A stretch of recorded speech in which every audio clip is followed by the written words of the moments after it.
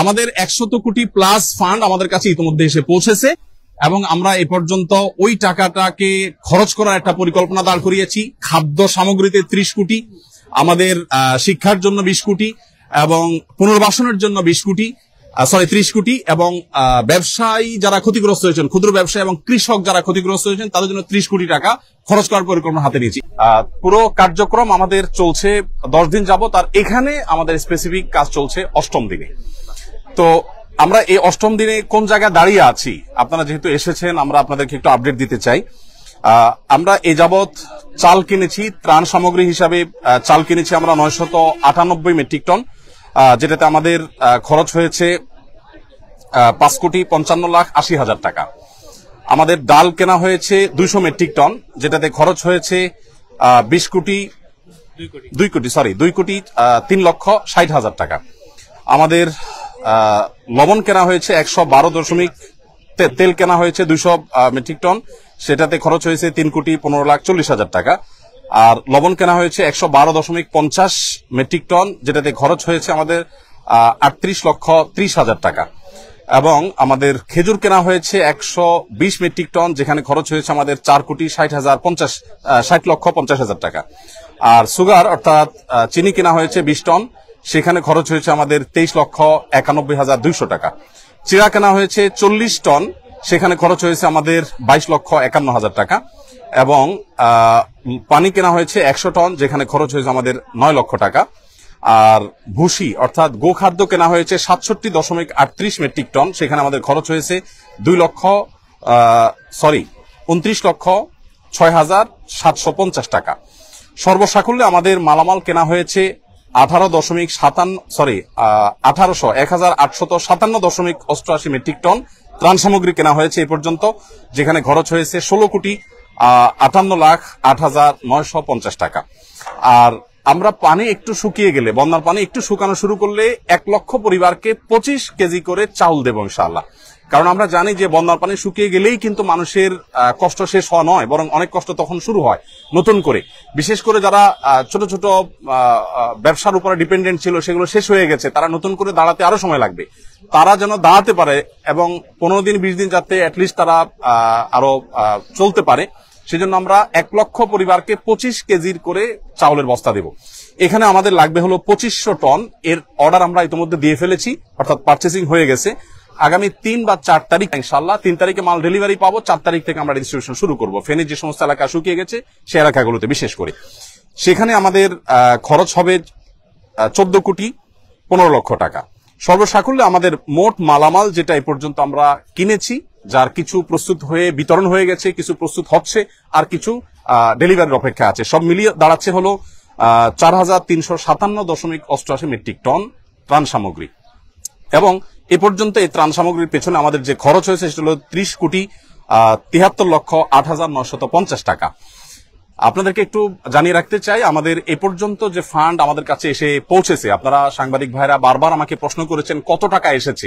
আমরা ফিগারটা এক্সাক্ট আপনাদেরকে বলতে পারিনি। গতকাল অর্থাৎ বৃহস্পতিবার একেবারে অফিস শেষে আমাদের কাছে যে আপডেট এসেছে আমাদের অ্যাকাউন্টস থেকে, সেটা হলো আল্লাহ তাআলার অশেষ অনুগ্রহে, সাধারণ মানুষের আস্থায় আমাদের ত্রাণ তহবিলের টাকা 100 কোটি ছাড়িয়েছে।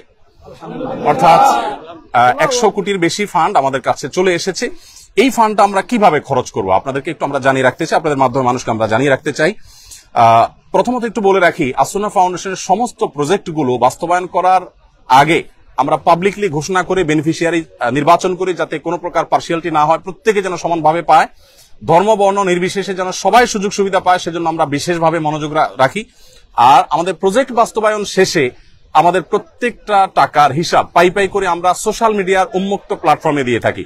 আমরা 2022-এর বন্যায় অর্থাৎ সিলেটের বন্যায় 18 কোটি টাকার কাজ করেছিলাম, তার প্রতিটি টাকার হিসাব আমরা সোশ্যাল মিডিয়াতে দিয়েছিলাম। তেল কোন কোম্পানির কত টাকায় কিনেছি, আমরা কি পরিমাণ কিনেছি, লবণ, চাল, প্রত্যেকটা জিনিস আমরা ডিটেল এভাবে দিয়ে থাকি। তো এবারও ইনশাআল্লাহ তার ব্যতিক্রম হবে না, প্রত্যেকটা টাকার হিসাব আমরা যথারীতি ইনশাআল্লাহ যথাসময়ে দেবো আল্লাহ চাহেন তো। হ্যাঁ, আচ্ছা, হ্যাঁ, এটা এখানে তো আপনার আমরা মৌলিক হিসাবটা দিয়েছি, এটার ডিটেল একটু একটু করে প্রতি লিটারের দাম কত পড়েছে সেগুলো ইনশাআল্লাহ ডিটেল আমরা একেবারে চার্ট আকারে সোশ্যাল মিডিয়াতে আমাদের ভেরিফাইড ফেসবুক পেজ আমরা দিয়ে দিব। এখনো পর্যন্ত আমাদের এখানে ত্রাণবাহী 80টি গাড়ি গত কয়েকদিন আমাদের স্পটে পৌঁছেছে। আবার সেনাবাহিনীর মাধ্যমে আমরা অনেকগুলো কাভার্ড ভ্যান হস্তান্তর করে দুর্গম এলাকাগুলোতে তাদের মাধ্যমে বিতরণ করেছি আমরা। আজকে আমাদের এখানে যে কাজ চলছে, আজকে আমাদের এখানে সকাল থেকে জোহরের আগ পর্যন্ত 8টা কাভার্ড ভ্যান ফিল আপ হয়ে চলে গেছে এবং আজকে সর্বসাকুল্য আমাদের 23টা কাভার্ড ভ্যান ইনশাআল্লাহ ভরবে। এখানে যে কাভার্ড ভ্যান গুলো আছে এগুলো মাল আনলোড হওয়ার পর আবার লোড হওয়া শুরু হবে। একদিক থেকে আনলোড হয় আর দিক থেকে লোড হয়। এখানে প্রতিদিন 2 থেকে 2,500 মানুষ কাজ করছে, সবাই স্বতঃস্ফূর্তভাবে কাজ করছে। এখানে ঢাকা ইউনিভার্সিটির সম্মানিত প্রফেসর, সিনিয়র প্রফেসর আছেন, কাজ করছেন, আমি চিনি ব্যক্তিগতভাবে।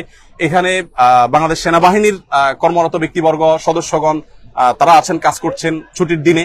আবার এখানে কয়েকজন হিন্দু ধর্মাবলম্বী ভাইয়েরা কাজ করছেন এবং আমাদের আজকে দুপুরের খাবার ছিল বিরিয়ানি। তাদের জন্য আমরা আলাদা খাবার প্রস্তুত করেছি, যেহেতু আমরা জানি আমাদের হিন্দু ধর্মাবলম্বী ভাইরা গরু গোশত খান না, তাদের উপযোগী খাবার আমরা প্রস্তুত করেছি এবং তারাও কিন্তু এখানে শ্রম দিচ্ছে। আমাদের একজন অটো রিক্সা চালকের সন্ধান আজকে আমরা জানতে পেলাম যে তারা থেকে আমাদের ইউনাইটেড ইউনিভার্সিটি ওই জায়গা থেকে এখানে কেউ ত্রাণের কাজে আসছে বললেই তাদেরকে ফ্রি তিনি আনা নেওয়া করছেন। তিনি আমাদেরকে বলেনও নাই, প্রকাশও করতে চান না, কিন্তু সামহাও আমরা জেনে গেছি। তো স্বতঃস্ফূর্ততা কতভাবে হতে পারে, কত ধরনের হতে পারে, সেটা আসলে আমরা আপনাদেরকে মানে বলে বুঝাতে পারবো না যে মানুষ কতভাবে স্বতঃস্ফূর্তভাবে কাজ করতে পারে এখানে, সেটা এখানে চলছে। তো আমরা একটু আপনাদেরকে জানিয়ে রাখতে চাই যে যত টাকা আমাদের কাছে এসছে এবং এক্সপেক্টেড আরো যে টাকা আসবে, আমরা কিছুদিনের মধ্যে ইনশাআল্লাহ আমাদের ফান্ড ক্লোজ করবো, অর্থাৎ এই তহবিলে আর আমরা ডোনেশন সংগ্রহ করবো না। আমাদের প্রত্যেকটা প্রজেক্ট বাস্তবায়নের ক্ষেত্রে আমরা এই নীতিমালা ফলো করি। একটা নির্দিষ্ট সময়ের পর আমরা বলে দেই এই প্রজেক্টে আর কোনো টাকা দেওয়া যাবে না, আমরা অফ করে দেই, কারণ আমাদের একটা প্ল্যান থাকে, প্ল্যান অনুযায়ী আমরা সাধারণত কাজ করে থাকি। তো এবারে আমরা যেটা আশা করছি, যেটা করব, সেটা হলো খাদ্যে ইতিমধ্যে আমরা 30 কোটি 73 লাখ টাকা খরচ করেছি, যেটার মধ্যে 2500 মেট্রিক টন চাল আমরা 4 তারিখ থেকে বিতরণ শুরু করব। আর এর বাইরে কৃষি এবং ব্যবসা যে ক্ষতি হয়েছে আমাদের, কৃষকদেরকে তাদের পুনরায় কৃষি কাজ শুরু যেন করতে পারে, সেজন্য আমরা তাদেরকে অর্থ সহায়তা দিব। আমরা আসুন্নাহ ফাউন্ডেশন থেকে ক্ষুদ্র ঋণ, সেটা আপনার সুদমুক্ত হোক আর সুদযুক্ত হোক, কোনোভাবে আমরা সুদ ঋণ দেই না, বরং আমরা সম্পূর্ণ ডোনেশন দিয়ে তাদেরকে দাঁড়াবার জন্য আমরা সহায়তা করি। তো সেই জায়গা থেকে কৃষি এবং ব্যবসা, ব্যবসা বলতে ছোট ছোট ব্যবসায়ী, একজন মুদি দোকানদার, তার দোকানটা পুরোটা পানিতে আপনার শেষ হয়ে গেছে, তখন তাকে আবার একটা দোকান আমরা দাঁড় করে দেওয়ার জন্য কাজ করব। এই খাতে আমরা 30 কোটি টাকা খরচ করার পরিকল্পনা প্রাথমিকভাবে হাতে নিয়েছি, যে আমরা কৃষি এবং ব্যবসায় 30 কোটি টাকা খরচ করব। আমরা জানি যে প্রচুর মানুষ গৃহহীন হয়ে গেছেন, যারা গৃহহীন হয়ে গেছেন সেই মানুষগুলোর জন্য আমাদের পরিকল্পনা হলো যে আমরা 30 কোটি টাকা ইনশাআল্লাহ খরচ করব এই খাতে। অর্থাৎ যারা গৃহহীন হয়ে গেছেন, কাউকে হয়তো আমরা 10,000 টাকা দিয়ে সহায়তা করব, কাউকে 20,000 দিয়ে, কাউকে 1 লাখ দিয়ে। এটা ভ্যারি করবে যে কার অবস্থা কতটুকু, অর্থাৎ ক্ষতি কি পরিমাণ হয়েছে। কারণ আমরা জানি সবার একরকম ক্ষতি হয় নাই, কারোর একেবারে শেষ হয়ে গেছে সব, তাকে হয়তো 1 লাখ টাকা আমরা দিব। 1 লাখ টাকা বলতে 1 লাখ টাকা আমরা একসাথে দিয়ে দিব না, তাকে একটা নির্দিষ্ট সার্টেন অ্যামাউন্ট দিয়ে বলবো এই পর্যন্ত আপনি কাজ নিয়ে আসেন, তারপর আপনি দ্বিতীয় কিস্তি পাবেন, তারপর তৃতীয় কিস্তি পাবেন, যাতে করে টাকাটা পেয়ে গরিব মানুষ নষ্ট করে না ফেলে। এবং সমস্ত টাকা আমাদের অনলাইনে আমরা দিয়ে থাকি, মোবাইল ব্যাংকিং এর মাধ্যমে। নগদ কোনো টাকা আমরা সাধারণত দেই না, কারণ এখানে ট্রান্সপারেন্সির যে জায়গাটা সেটা তখন পরিচ্ছন্ন থাকে, কারণ যাদের মাধ্যমে আমরা দেবো তারা তো ভলান্টিয়ার। তো কারোর কাছে আমি টাকা দেবো, সে আবার হস্তান্তর করবে, এটা আমরা করি না। আমাদের যে বেনিফিশিয়ারি, তাদের যে ডিটেল, সেই ডিটেল পাওয়ার পর আমরা সেই ডিটেল অনুযায়ী তাদের কাছে আমরা পাঠিয়ে দিব অনলাইনে, মোবাইল ব্যাংকিং এর মাধ্যমে। তাহলে কৃষি এবং ব্যবসায় 30 কোটি এবং গৃহ নির্মাণে 30 কোটি এবং শিক্ষায় 20 কোটি টাকা আমরা খরচ করার সিদ্ধান্ত নিয়েছি। কারণ আপনারা জানেন শিক্ষার খাতে আমাদের প্রচুর ক্ষতি হয়েছে, বিশেষ করে আমাদের যে সমস্ত শিশুরা, অনেকের আপনার বই পুস্তক নষ্ট হয়ে গেছে, পড়ালেখা পিছিয়ে গেছে, তাদেরকে আমরা স্বেচ্ছাসেবীদের মাধ্যমে কিভাবে পিছিয়ে পড়েছে তাদেরকে উদ্ধার করার, সেজন্য আমরা কাজ করব। আরেকটা জায়গা আমরা কাজ করব, সেটা হলো যে বন্যা যাতে প্রকোপ কমিয়ে আনা যায়, সেজন্য সুদূর প্রসারী প্ল্যান কিভাবে করা যায়, আমরা অনেকগুলো পরিকল্পনা মাথায় রেখেছি, এখনো চূড়ান্ত করি নাই। সেটা নিয়ে আমরা কাজ করব যে কিভাবে বন্যায় দুর্গতি কমানো যায়। আমরা শুধু ত্রাণ দিলাম সেটাই নয়, বন্যার পানি যাতে নেমে যাওয়ার রাস্তাগুলো পরিচ্ছন্ন থাকে, খালগুলো যাতে পরিষ্কার থাকে। বিশেষ করে এটা সরকারের যারা সংশ্লিষ্ট দায়িত্ব আছেন তারা দেখবেন, নোয়াখালী, চৌমুহানী, লক্ষ্মীপুর এই এলাকাটাতে রাস্তার ধারে যে বড় খাল চলে আসছে, আপনারা জেনে থাকবেন, আমি ওই এলাকার ছেলে, আমি ছোটবেলা থেকে এই খালগুলোকে দেখেছি, এগুলো দখল হয়ে আছে, অর্থাৎ দখলদাররা দখল করে আছে এবং এগুলো নাব্যতা হারিয়ে ফেলেছে, যার কারণে এই যে বন্যার পানি এটা নেমে যাওয়ার জন্য মিনিমাম যে খাল প্রয়োজন সেটা পর্যন্ত নাই, যার কারণে দুর্দশা আজকে চরম অবস্থায় পৌঁছেছে। আমরা যদি চাই যে প্রতি বছর এরকম ত্রাণ নিয়ে আমরা দৌড়াবো না বা দৌড়াতে হবে না, এটা যদি চাই তাহলে এই খালগুলো আমাদেরকে খনন করতে হবে এবং এগুলো নাব্যতা ফিরিয়ে আনতে হবে, এগুলো দখলমুক্ত করতে হবে। এটা বাংলাদেশ সরকারের কাজ। আমাদের যদি এখানে কোনো অংশগ্রহণ করার সুযোগ থাকে, আসন্ন ফাউন্ডেশন সম্পূর্ণ প্রস্তুত যে আমাদের ভলান্টিয়ার টিম নিয়ে, আমাদের ক্ষুদ্র ফান্ড নিয়ে আমরা ঝাঁপিয়ে পড়বো, যাতে করে প্রতি বছর বন্যা হলে আমরা ত্রাণ নিয়ে যেতে না হয় এবং বন্যা যাতে খুব বেশি দীর্ঘস্থায়ী না হয়। ফেনী, নোয়াখালী, লক্ষ্মীপুর আমি নিজে গিয়েছি, অনেক এলাকা আছে যেখানে পানি ঠায় দাঁড়িয়ে আছে, নামার কোনো নামগন্ধ নেই, 1 সপ্তাহ 10 দিন 15 দিন পর্যন্ত পড়ে আছে। তো সেটা যেন না হয় সেজন্য আমরা চেষ্টা করছি। ফাউন্ডেশন থেকে আমরা বিশেষ কিছু উদ্যোগ নিয়েছি। যে সমস্ত জায়গায় মোবাইল চার্জ দিতে পারছে না আমার বিদ্যুতের অভাবে, আমরা ভাসমান জেনারেটর এবং চার্জিং স্টেশন নিয়ে যাচ্ছি বিভিন্ন আশ্রয় কেন্দ্রে। দেখা যায় যে কলার ভেলায় করে কিংবা কোনো টায়ারে করে আমরা জেনারেটর নিয়ে যাচ্ছি। ইউনাইটেড ইউনিভার্সিটির এবং ইস্ট ইউনিভার্সিটির স্টুডেন্টরা অনেকে আমাদেরকে জেনারেটর দিয়েছে, এসিআই আমাদেরকে কিছু জেনারেটর দিয়েছে, আমরা নিজেরা কিছু জেনারেটর ভাড়া নিয়েছি। এগুলো দিয়ে আমরা আশ্রয় কেন্দ্রে একসাথে 30-40টা মোবাইল চার্জ দিতে পারছি। তারা 7 দিন 8 দিন পরিবার সাথে যোগাযোগ করতে পারছেন না, এবং সেই সাথে জেনারেটর দিয়ে আমরা অনেক বাড়িতে পানি তুলতে পারছেন না বিদ্যুৎ না থাকার কারণে। তাদের আপনার স্যানিটেশন সিস্টেম ভেঙে পড়েছে, তাদের ওয়াশরুমগুলোতে পানি নাই, তাদের খাবার পানি নাই। তো আমরা এক্ষেত্রেও ভাসমান জেনারেটর নিয়ে বাড়ি বাড়ি গিয়ে আমাদের ভলান্টিয়াররা তারা তাদের মোটর চালু করে পানি ট্যাঙ্কিতে ভরার ব্যবস্থা করছেন। এর বাইরে আমাদের এখান থেকে যে বড় কাভার্ড ভ্যানে মালগুলো যায়, সেখানে ছোট ছোট অনেকগুলো পিকআপে করে মালগুলো একটা পর্যায়ে চলে যায়, তারপর আবার অনেকগুলো ট্রলারে করে বা ছোট ছোট নৌকা করে ভাগ ভাগ হয়ে দূর দূরান্ত এলাকাগুলোতে চলে যায়। দুর্গম এলাকাতে সাধারণত ত্রাণ দেই আমরা, রাস্তার ধারে শহরে সাধারণত ত্রাণ দেই না। এবারও আমি যতবার গিয়েছি 2 ঘন্টা, 2.5 ঘন্টা, 1.5 ঘন্টা ভেতরে ঢুকে তারপর আমরা ত্রাণ বিতরণ করেছি। আমাদের কাছে যে সমস্ত ত্রাণের সামগ্রী মানুষ দিয়েছে সেগুলো কিন্তু আমি যে হিসাব দিয়েছি এর বাইরে, অর্থাৎ আমাদের যে 4300 টন আমরা ত্রাণ সামগ্রী দিচ্ছি এগুলো আমাদের পারচেসিং করা। এর বাইরে আরো বহু জিনিস আমাদের কাছে এসেছে বিভিন্ন প্রতিষ্ঠান থেকে, বনরুটি, পাউরুটি, কেক, গুঁড়ো দুধ, মুড়ি, পোশাক, মেয়েদের পোশাক, ছেলেদের পোশাক, কারণ আশ্রয় কেন্দ্রগুলোতে তাদের পোশাকের দরকার হয়, এক পোশাকে চলে আসছে। তারপরে বাচ্চাদের জন্য তাদের উপযোগী খাবার, মেয়েদের জন্য আপনার স্যানিটারি ন্যাপকিন, তারপর বিভিন্ন সাইজের পানির বোতল, জেনারেটর, রেডি প্যাকেজ, তারপরে লবণ, পানি, বিস্কিট, গুঁড়া দুধ, লুঙ্গি, চাল, সাবান, সুজি, বিস্কিট, স্যালাইন, এই জাতীয় অনেক জিনিস এসেছে যেগুলো বিভিন্ন প্রতিষ্ঠান দিয়েছে, সেগুলোর সাথে সাথে আমরা পাঠিয়ে দিয়েছি। তো এই হলো আমার কাছে আপডেট যে 100 কোটি টাকা আমাদের ক্রস করেছে ফান্ড, সেটাকে আমরা কিভাবে খরচ করবো একটা পরিকল্পনা আপনাদেরকে দিয়েছি। আর পুঙ্খানুপুঙ্খ প্রতিটি টাকার হিসেব আলাদা করে আমাদের প্রত্যেকটা প্রজেক্টে যেভাবে করি ঠিক একইভাবে আমরা প্রজেক্ট শেষে ইনশাআল্লাহ আপনাদের মাধ্যমে জানাবো। আর ডিটেইল প্ল্যান যেটা সেটা আমরা জানাবো ইনশাআল্লাহ। আর একটা বিষয় একটু বলি যে আমাদের এই যে পরবর্তী কার্যক্রম হবে সেটা আমরা কিভাবে করব। আমরা অন্যান্য প্রজেক্টগুলো যেভাবে করি যে প্রত্যেকটা প্রজেক্টে আমরা উপকারভোগী নির্বাচনের জন্য কয়েকটা লেয়ারে আমরা কাজ করি। প্রাথমিকভাবে আমরা গুগল ফর্ম দিয়ে অনলাইনে বলি যে আপনার আশেপাশে যারা আছেন দুর্গত, অভাবগ্রস্ত, তাদের তথ্য দেন। যেমন বৈষম্যবিরোধী ছাত্র জনতার আন্দোলনে যারা মারা গেছেন তাদের জন্য আমরা ইতিমধ্যে বলেছি যে আমরা 5 কোটি টাকা বাজেট আমরা দিয়ে দিয়েছি, আরো 5 কোটি টাকা করার আমাদের স্বপ্ন বা পরিকল্পনা আছে। তো এইখানে কাজ করবার জন্য আমরা গুগল ফর্ম দিয়ে দিয়েছি যে আমরা কোনো লোক নির্বাচন করব না, আপনারা সাধারণ মানুষ সারা দেশ থেকে তথ্য দেন।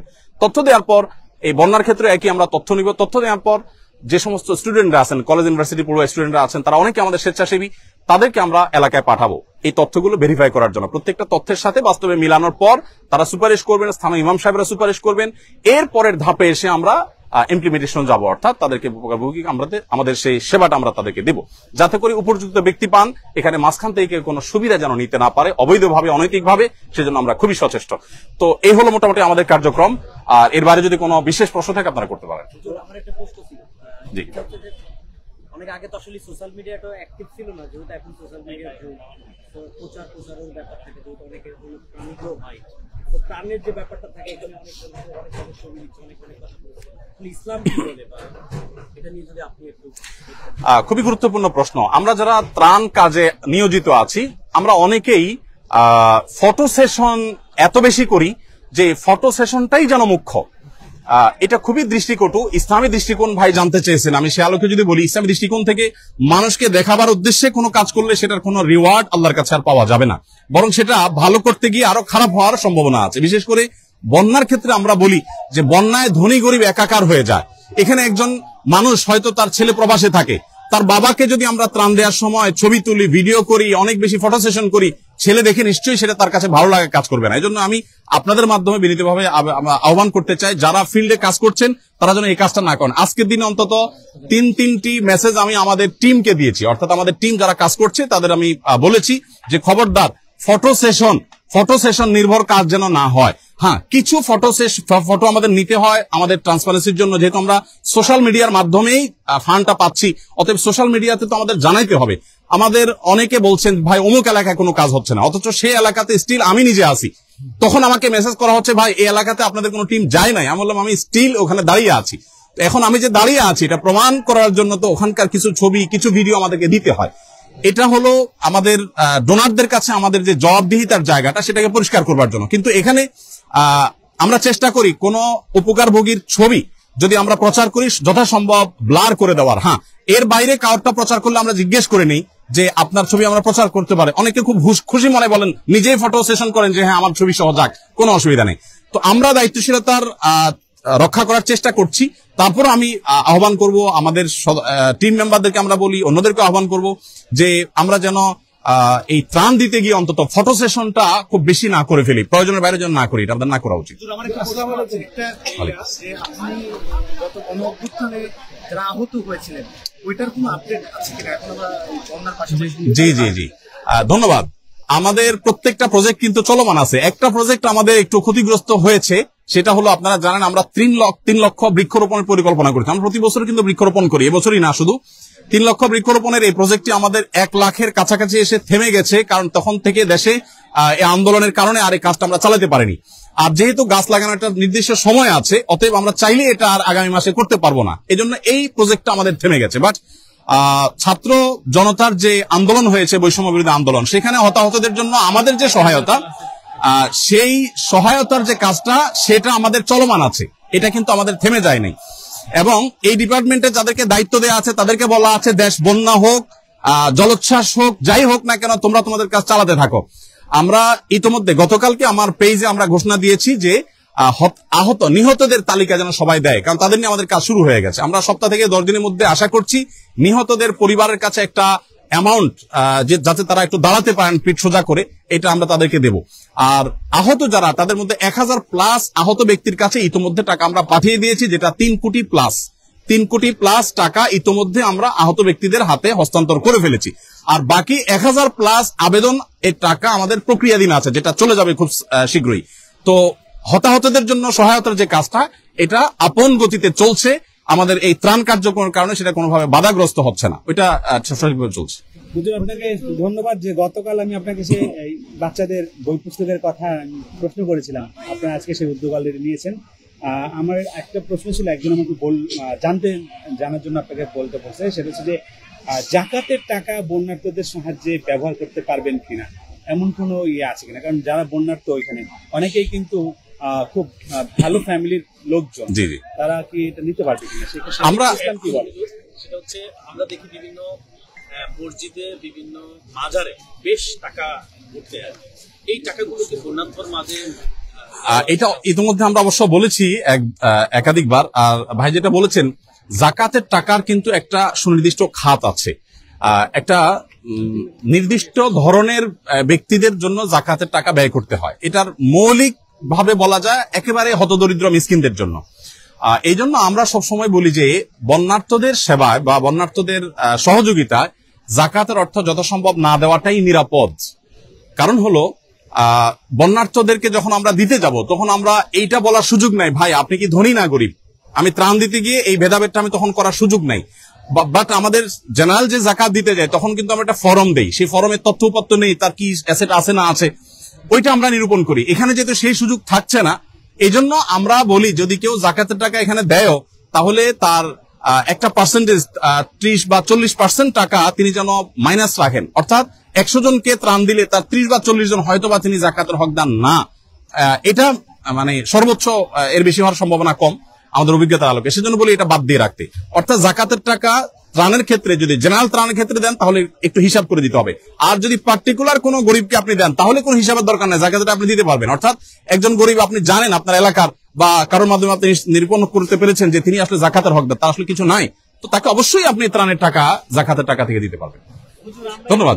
করে এসেছে, একটু যদি বলেন টোটাল কালেকশনটা কত হয়েছে, একটু যদি আরেকটা বলেন। আমাদের 100 কোটি প্লাস ফান্ড আমাদের কাছে ইতিমধ্যে এসে পৌঁছেছে এবং আমরা এ পর্যন্ত ওই টাকাটাকে খরচ করার একটা পরিকল্পনা দাঁড় করিয়েছি। খাদ্য সামগ্রীতে 30 কোটি, আমাদের শিক্ষার জন্য 20 কোটি এবং পুনর্বাসনের জন্য 30 কোটি এবং ব্যবসায়ী যারা ক্ষতিগ্রস্ত হয়েছেন, ক্ষুদ্র ব্যবসায়ী এবং কৃষক যারা ক্ষতিগ্রস্ত হয়েছেন তাদের জন্য 30 কোটি টাকা খরচ করার পরিকল্পনা হাতে নিয়েছি। এর বাইরে পরবর্তী কোনো দুর্যোগ হলে সেটা যেন আমরা মোকাবেলা করতে পারি বা সেটা যেন খুব বেশি ভয়াবহ রূপ নিতে না পারে, সেটার জন্য আমাদের একটা আলাদা প্রজেক্ট আছে। সেটার এখন আমরা চূড়ান্ত করতে পারিনি যে সেখানে আমরা কতটা খরচ করবো। এটা নির্ভর করবে ফান্ড আর কি আসছে না আসছে। তবে আমরা খুব শীঘ্রই ফান্ড নেওয়া বন্ধ করে দিব। একটু ছোট করে শেষে দিয়ে জানতে